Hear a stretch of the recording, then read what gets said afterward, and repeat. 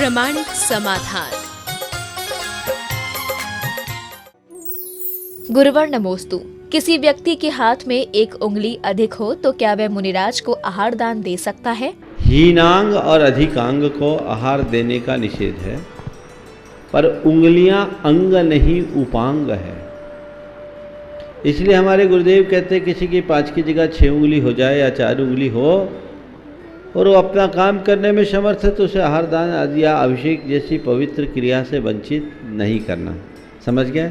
इसलिए देना चाहो दे सकते हो। गुरुवर नमोस्तु। गाय के पेट से जो दूध निकलता है तो क्या वह दूध मांसाहारी है या शाकाहारी? गाय के पेट से दूध निकलता है वो नॉन वेज है या वेज? सबसे पहले तो ये धारणा हटा दो कि जो एनिमल प्रोडक्ट है वो नॉन वेज है, ऐसा नहीं।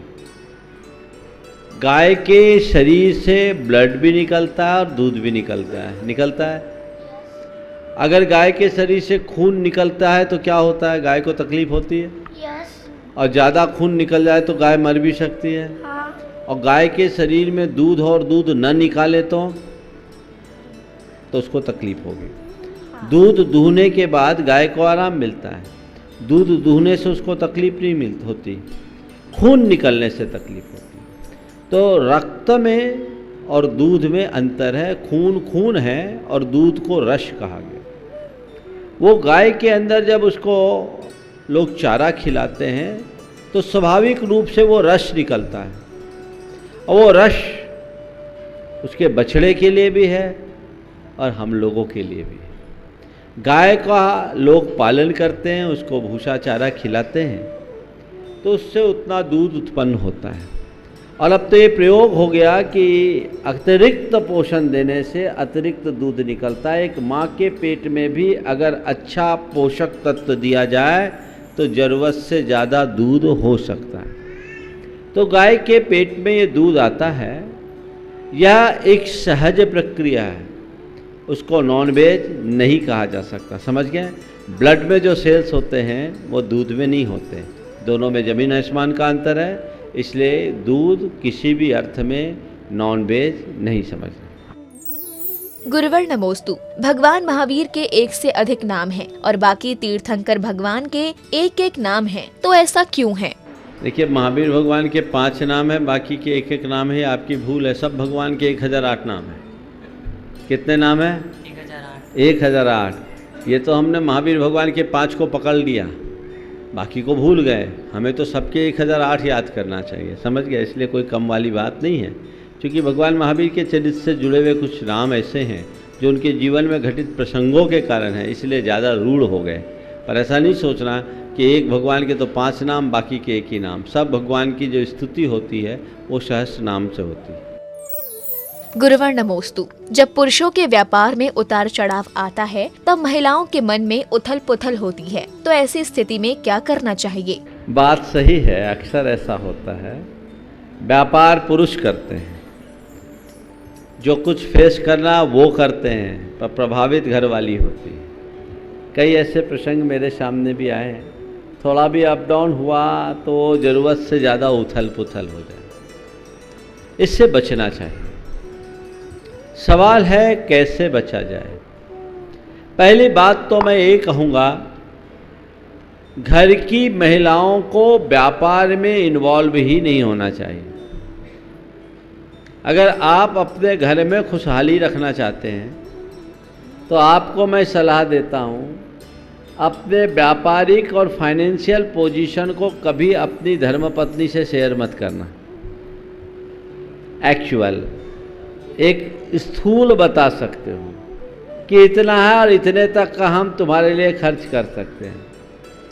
उनकी रिक्वायरमेंट की पूर्ति करते रहना अपने लिमिट के अंतर्गत। वो कुछ कहे तो उनको एक ही उत्तर दो, तुम चिंता क्यों करते हो, तुम्हारे लिए हम कोई कमी कर रहे हैं क्या?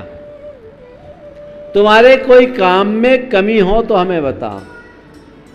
अगर आप ऐसा मेंटेन करके चलेंगे तो फिर किसी तरह की खींचातानी होगी नहीं। अगला कर रहा है, अगला व्यापार जाने, हम क्यों माथा पच्ची करें। हमारा जो काम है घर संभालने का, हम अपना घर संभालने का काम अच्छे से करें। वो व्यापार कर रहा, व्यापार करने वाला व्यापार चलाने का काम अच्छे से करे।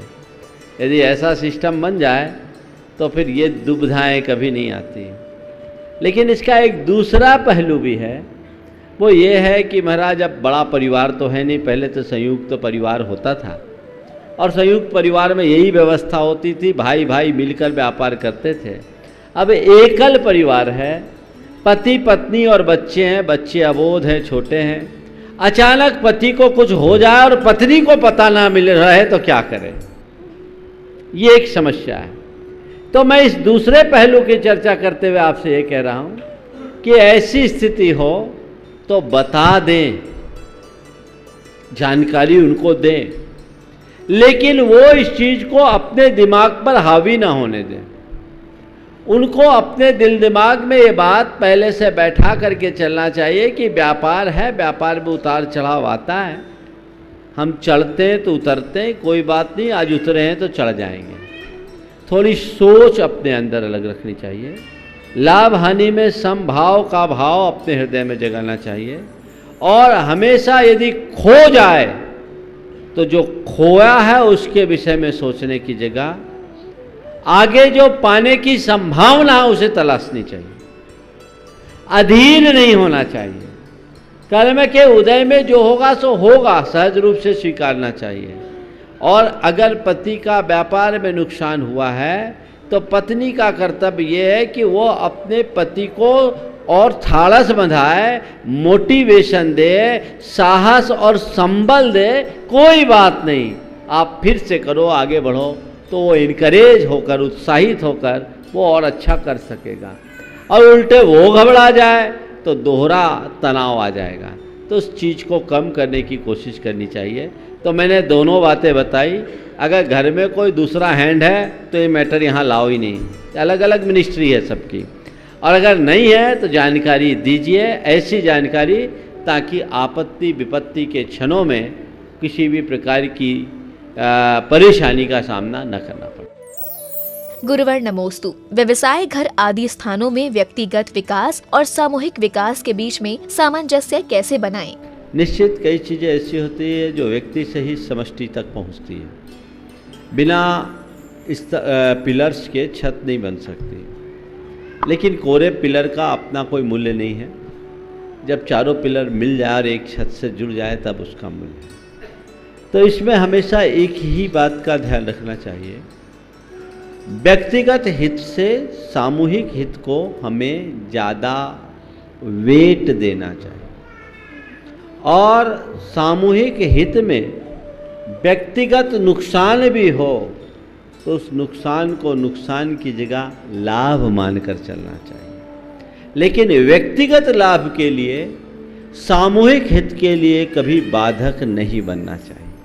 यदि व्यक्ति और परिवार के मध्य या किसी कंपनी या किसी समूह में काम करते वक्त लोग इस अवधारणा से जिए तो कभी कोई समस्या खड़ी नहीं हो।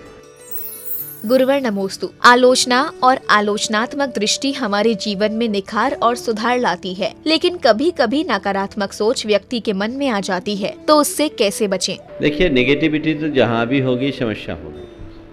हम अपने नेगेटिविटी को कम करने का प्रयास करें। आलोचना कभी बुरी नहीं होती। आपने कहा हम छोटे हैं, बड़े हमारी आलोचना करें तो हम उस आलोचना को कब तक बर्दाश्त करें, कैसे सहे। मेरी राय में यदि व्यक्ति की सोच पॉजिटिव है तो कोई कितनी भी आलोचना क्यों न करे, वो उससे अप्रभावित रहेगा। उसके अंदर नकारात्मक प्रतिक्रिया नहीं होगी। वो ये सोचेगा कि चलो बड़े मुझे बता रहे हैं, वो आलोचना नहीं कर रहे, मुझे सीख दे रहे हैं, मेरी कमियों को बता रहे हैं, इससे मेरे जीवन में निखार आएगा, मेरा सुधार होगा। वो मेरे हित की भावना से कर रहे हैं, मुझे अपना मान करके कर रहे हैं। एक प्रतिक्रिया तो ये है। और एक दूसरी प्रतिक्रिया, दिन भर मेरे ही पीछे लगे रहते हैं, हम इतना कुछ अच्छा करते हैं फिर भी हमको कोई क्रेडिट नहीं मिलती, बुराई बुराई बुराई बुराई बुराई। ये हमारी नकारात्मक प्रतिक्रिया। इस प्रतिक्रिया से बचे। और इसकी जड़ है हमारे भीतर का ईगो। अगर हम बड़े को बड़ा मान लें और बड़ा कहे उसको सहज रूप से स्वीकार लें, तो क्या ऐसी स्थिति बनेगी? जीवन में दो बातों को आत्मसात करो, या तो पॉजिटिव प्रतिक्रिया करो या उस प्रकरण को इग्नोर कर दो। व्यक्ति को इग्नोर मत करना, उसकी बात को इग्नोर करना। आप लोग क्या करोगे? इग्नोर करना है, उसी को इग्नोर कर दो। इग्नोर करोगे, अवॉइड करोगे, ये गलत है। उस बात को नजरअंदाज, हाँ हाँ ठीक है, हंस के टाल दिया, तो ये बड़ी बात होती है। तो आलोचना को पचाने के लिए भी एक सामर्थ्य होनी चाहिए। आचार्य महावीर प्रसाद द्विवेदी ने भारतेंदु हरिश्चंद्र के सामने ऐसे कहा कि मैं तो आलोचक हूं, आलोचना करता हूं। साहित्य समालोचक थे। मैं आलोचक हूं, आलोचना करता हूं। तो भारतेंदु जी ने कहा, बिल्कुल, मैं आपकी आलोचना को आलू और चना मानकर खा लेता हूं। समझ गए? तो आलोचना को भी आलू चना मान करके पचा लो, तो हमारा जीवन कुछ अलग ही रूप लेगा। गुरुवर नमोस्तु। आजकल के यंग बच्चों के हाथों में मोबाइल है और वे दिन भर गेम खेलने में व्यस्त रहते हैं, तो उन बच्चों को कैसे समझाएं? देखिए, बहुत बड़ी समस्या हो गई। वर्चुअल गेम्स और अलग अलग तरह के साइट्स को विजिट करने की जो प्रवृत्ति है, ये एक प्रकार का एडिक्शन हो गया। इसके बड़े दुष्परिणाम आ रहे। आपने पूछा इसके लिए क्या करें? मैं तो कहता हूँ घर परिवार का वातावरण ही हमें ठीक बनाना चाहिए। अगर बड़े भी थोड़ा सा संयत व्यवहार करना शुरू कर दें तो बच्चों में भी काफ़ी सुधार आता है। बिल गेट्स की भी बात की, गूगल के मालिक की बात की और फेसबुक के मालिक की बात की। इन तीनों के लिए ये बताया कि ये लोग अपने ऑफिस टाइम के अलावा 24 घंटे से में आधे घंटे से अधिक इंटरनेट की सेवाओं का उपयोग नहीं करते, मोबाइल से दूर रहते हैं। तब उनमें क्रिएटिविटी, पूरे परिवार में ये नियम, और छुट्टी के दिनों में 45 मिनट, ये एक लिमिटेशंस बना रखे हैं। ऑफिस का जितना वर्क है उतना आप करिए, बच्चों के लिए पढ़ाई के लिए जितने इंटरनेट की सुविधा की जरूरत है कीजिए, बाकी दिन भर ये आपकी क्रिएटिविटी को खत्म कर रहा है। समस्या कहाँ आती है? जब आप बच्चों से तो अपेक्षा रखते हैं कि ये ना करें, पर 70 साल का बुढ़ा भी फेसबुक चलाता है। सही बात है। मैं अजमेर में था, एक 14 साल की बच्ची आई, वहाँ समाज के गणमान्य 70 साल के सज्जन, समाज के मुखियाओं में, दोनों एक दूसरे को देख के पहचान कर प्रफुल्लित हो उठे। मैंने पूछा क्या मामला है? उनने कहा ये मेरी फेसबुक फ्रेंड है। 70 साल के बुढ़े की 14 साल की फ्रेंड। तो आप अगर ऐसी प्रवृत्ति रखोगे तो बच्चों पर असर कहाँ पड़ेगा? कुछ नहीं है, फालतू का काम, इससे बचिए। इसने आपकी क्रिएटिविटी को खत्म कर दिया है, कर्मठता नष्ट हो गई, लोग एकदम निष्कर्म होते जा रहे हैं। आज ये हाल है कि घर में 4 लोग बैठे हैं, आजू बाजू में एक ही सोफा पर चारों कहीं और मगन हैं, चारों अलग फोन पे लगे हुए हैं। पास वालों को दूर कर दिया और दूर वाले को पास ला दिया। मामला गड़बड़ है, तो इसे एक साधना की तरह स्वीकारना होगा। जो बातें आप चाहते हैं कि बच्चों में ना आए, तो आप खुद से पहले दूर रखो। मेरे संपर्क में ऐसे अनेक लोग हैं जो बड़े उद्यमी हैं, बड़े व्यवसायी हैं, करोड़ों का जिनका व्यवसाय है। उनमें बहुत से ऐसे लोग हैं जो अपने ऑफिस के बाहर एंड्रॉयड, आईफोन या कोई भी स्मार्टफोन का प्रयोग नहीं करते, मात्र एक सामान्य सेल फोन रखते हैं। बहुत से ऐसे लोग हैं जो व्हाट्सएप छूते ही नहीं। लेकिन क्यों? बोले उसको हाथ लगाओ तो कितने घंटे जाते पता ही नहीं लगता। होता है, ये भी देख लो, ये भी देख लो, फिर मन है। तो थोड़ा संयत रखिए, जरूरत के अनुरूप आप साधनों का प्रयोग कीजिए, कोई हानि नहीं। पर बिना जरूरत के आप इनका प्रयोग करेंगे तो सिवाय हानि के कुछ भी नहीं। गुरुवर नमोस्तु। सम्यक दर्शन के 8 अंगों की तुलना शरीर के 8 अंगों से कैसे करें? सम्यक दर्शन के 8 अंग मैंने बताए थे। मैंने क्या बताया? शास्त्रों में है निशंकित अंग, निष्कांक्षित अंग, निर्विचिकित्सा अंग, अमूढ़ दृष्टित्व, ऊहन, स्थितिकरण, वात्सल्य और प्रभावना। इसकी तुलना मैंने शरीर के 8 अंगों से की थी। हमारे 2 पैर है, 2 हाथ है, नितंब है, छाती है, पीठ है और मस्तक है। ये 8 अंग हैं। मैंने इनकी तुलना की शरीर के 2 पैरों से निशंकित और निष्कांक्षित अंग की। हम एक बार सड़क देखते हैं और अपना दाहिना पैर बिना किसी शंका के बढ़ा देते हैं, और जब दाहिना पैर बढ़ाते हैं तो बायां पैर बिना किसी अपेक्षा और आशा के उसका अनुकरण कर लेता है।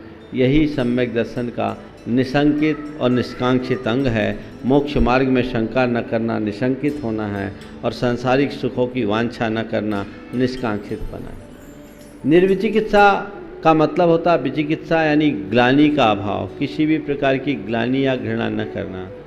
हम अपने बाएं हाथ को देखें, हमारे शरीर की जितनी भी अपवित्रता है इसी हाथ से साफ करते हैं। उस समय मन में कोई ग्लानि आती है क्या?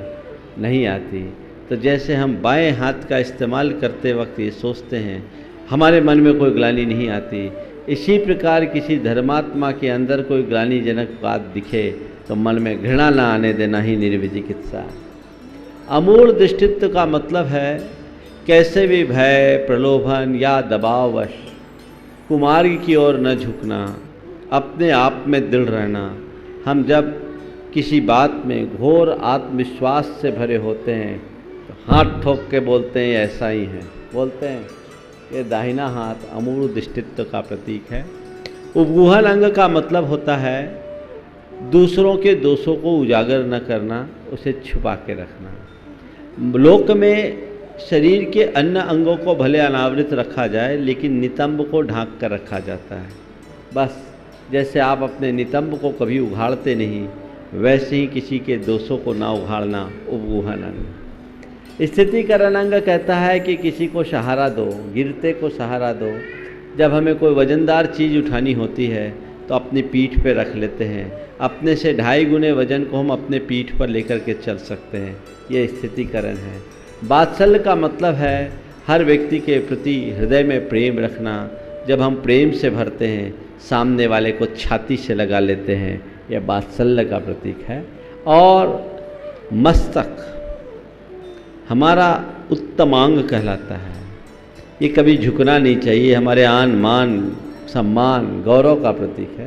तो जैसे हम अपने मस्तक का मान रखते हैं, वैसे जिन शासन के मान को बढ़ाने का नाम प्रभावना है। प्रामाणिक समाधान।